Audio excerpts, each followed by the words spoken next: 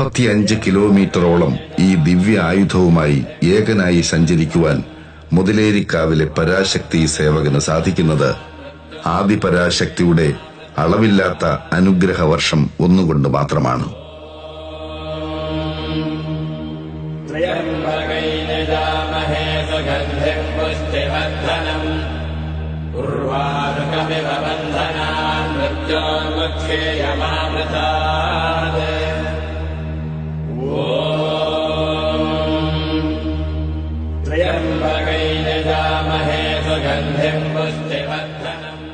സന്ധ്യയോടെ ഇക്കരെ എത്തുന്ന ദിവ്യഖഡ്ഗത്തെ ഒന്ന് കണ്ട് തൊഴുതു നമസ്കരിക്കുന്നത് ഭക്തജനങ്ങളുടെ മുജ്ജന്മ സുഹൃതങ്ങളിൽ ഒന്നു തന്നെയാണ്.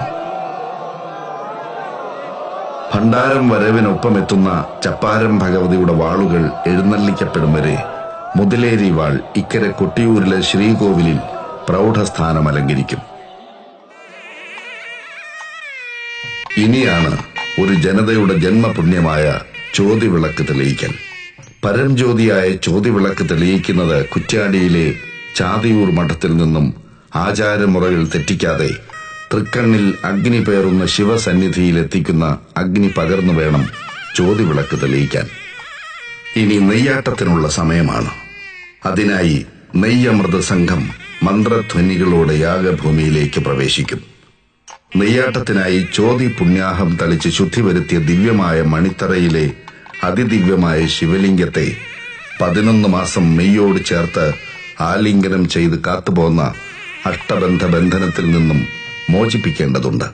ആ ചടങ്ങിന് നാളം തുറക്കൽ എന്നാണ് വിളിപ്പേര്.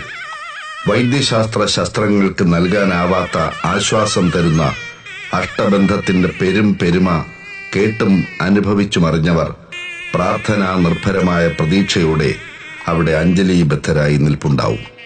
നാളം തുറക്കലിന് ശേഷം ഉഷാ കാമ്പ്രം നമ്പൂതിരിയുടെ നേതൃത്വത്തിൽ നെയ്യാട്ടം നടക്കും. വില്ലിപ്പാലം വലിയ കുറുപ്പിന്റെ കലശത്തിലെ നെയ്യഭിഷേകത്തോടെ ആരംഭിക്കുന്ന നെയ്യാട്ടം തൃക്കപ്പാലം മഠക്കാരുടെ നെയ്യാട്ടത്തോടെ അവസാനിക്കും.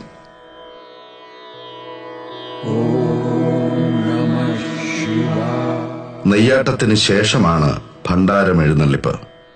ഉത്സവ ആവശ്യത്തിനുള്ള സ്വർണം, വെള്ളിപ്പാത്രങ്ങളും ഭണ്ഡാരങ്ങളും തിരുവാഭരണങ്ങളും ചപ്പാരം ഭഗവതിയുടെ വാളുകളും വാദ്യഘോഷത്തോടെ കരിമ്പന ഗോപുരത്തിൽ നിന്നും എഴുന്നള്ളിക്കുന്ന ചടങ്ങാണിത്.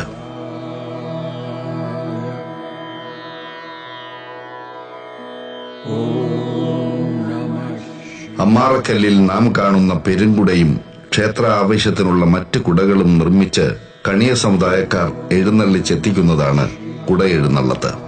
ഭണ്ഡാര എഴുന്നള്ളത്തിനോടൊപ്പമാണ് ഇക്കരെ കൊട്ടിയൂരിൽ സൂക്ഷിച്ചിരിക്കുന്ന തിടമ്പുകളും മുതിലേരി വാളും സ്ഥാനികരുടെയും ഗജവീരന്മാരുടെയും അകമ്പടിയോടെ അക്കര സന്നിധാനത്തിലേക്ക് അർദ്ധരാത്രിയോടെ പ്രവേശിക്കുന്നത്.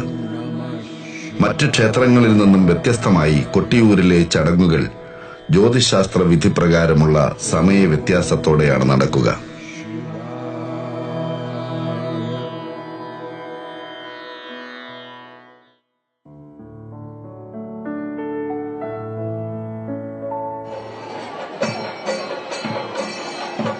ശിവേലി ലോകമാതാവിന്റെയും ശ്രീപരമേശ്വരന്റെയും തിടമ്പുകൾ വഹിച്ച് ഗജവീരന്മാർ അലങ്കാരങ്ങൾ ഏതുമില്ലാതെ ഈ ക്ഷേത്രമില്ലാ ക്ഷേത്രം തിരുവഞ്ചിറയിലൂടെ വലം വയ്ക്കും. വഴികാട്ടാനെന്നവണ്ണം ദേവി മുന്നിലാണ് എന്നുമുണ്ടാവുക. ശിവേലിക്ക് ഏറ്റവും മുന്നിൽ ആയുധവുമായി വടക്കേടത്ത് നായന്മാർ നടക്കും. പിന്നിൽ യഥാക്രമം പാണി കൊട്ടുന്ന ഓച്ചർമാർ, സമുദായി, പന്തമേന്തുന്ന പന്തക്കിടാങ്ങൾ എന്നിവരുണ്ടാവും. ഏറ്റവും പിന്നിലാണ് ദേവിയെ പിന്തുടർന്ന് ശ്രീപരമേശ്വരൻ എഴുന്നള്ളുക.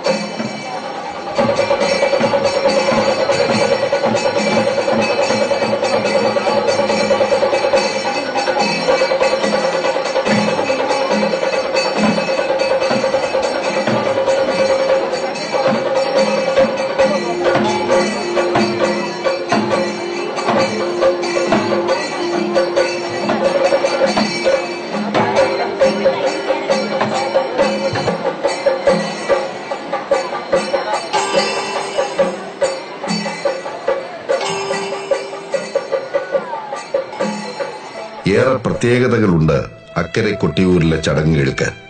അതിലൊന്ന്, കയ്യാലകളിൽ എവിടെയും പാചകം ചെയ്യാൻ പാടില്ല എന്നതാണ്. ക്ഷേത്ര തിടപ്പള്ളിയിൽ പാചകം ചെയ്യുന്ന ഭക്ഷണം മാത്രമേ അക്കരെ കൊട്ടിയൂരിൽ അനുവദിക്കുകയുള്ളൂ. ഈ ഉത്സവ ദിനങ്ങൾ മുഴുവൻ പാചകം ചെയ്താലും ചാരം നീക്കാൻ അനുമതിയില്ലാത്ത തിടപ്പള്ളിയിലെ അടുപ്പുകളിൽ ഒരിക്കലും ചാരം നിറയാറില്ലെന്നത് ഭൗതിക ശാസ്ത്രത്തിന് ഇന്നും ഉത്തരം കിട്ടാത്ത പ്രതിഭാസമാണ്. ഭസ്മപ്രിയനായ ഭഗവാൻ അതെടുത്ത് അണിയുന്നത് കൊണ്ടാവും ഒരുപക്ഷെ അവിടെ ഭസ്മം ബാക്കി കാണാത്തത്. ഇവിടുത്തെ അടുപ്പിൽ നിറയേണ്ട ചാരം തളിപ്പറമ്പ് രാജരാജേശ്വര ക്ഷേത്രത്തിലെ അടുപ്പിലാണത്രേ കാണപ്പെട്ടത്. എല്ലാം ഒന്നെന്ന മഹാപാഠം പറയാതെ പറഞ്ഞു പഠിപ്പിക്കുന്ന കൊട്ടിയൂരിൽ തിരുവഞ്ചിറയുടെ കിഴക്ക് കൊട്ടേരിക്കാവും വനവാസികളുടെ ആരാധനാലയമായ മലോം ദേവസ്ഥാനവുമുണ്ട്. സപ്തമി നാളിൽ നടക്കുന്ന ഇളനീർ വെപ്പും അഷ്ടമി നാളിലെ ഇളനീരാട്ടവും ഈ ദേവഭൂമിയെ ജനസാഗരമാക്കും. ഈഴവ സമുദായ അംഗങ്ങളാണ് ദേവനാടാനുള്ള ഇളനീരുകൾ കാവുകളിൽ പേറി ഇവിടെ എത്തിക്കുന്നത്. ഒരു കാവിൽ ഇരുവശങ്ങളിലുമായി 6 ഇളനീരുകളാണ് ഉണ്ടാവുക.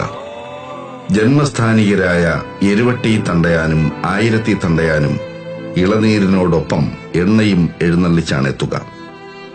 എരുവട്ടി തണ്ടയാനെ അനുഗമിച്ച് കിരാതമൂർത്തി കോലധാരിയായ അഞ്ഞൂറ്റാനുണ്ടാവും.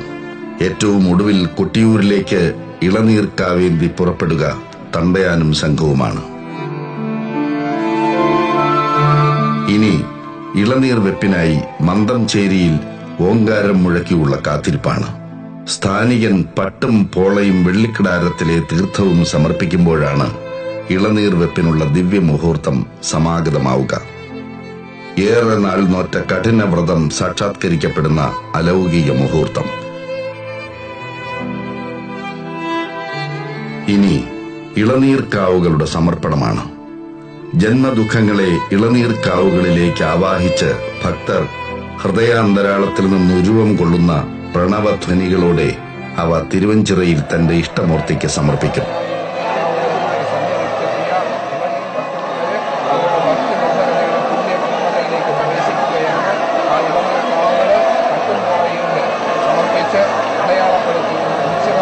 സ്ഥാനത്തേക്ക് പ്രദക്ഷിണമായി വന്ന് സമർപ്പിക്കുകയാണ്. ആ കട്ടുംപോളയും സമർപ്പിച്ച